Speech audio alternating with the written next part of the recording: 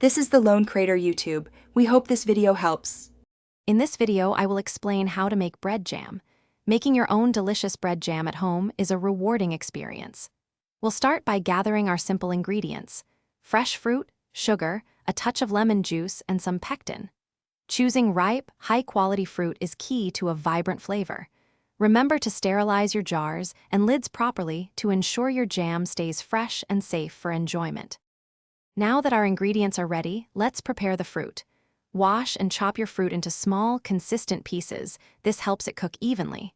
Combine the fruit, sugar, and lemon juice in a large, heavy-bottomed pot.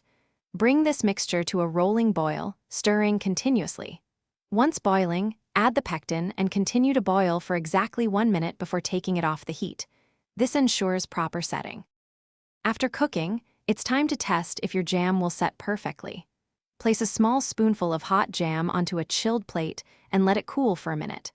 If it wrinkles when you gently push it with your finger, it's ready. Carefully ladle the hot jam into your sterilized jars, leaving about 1/4 inch of headspace.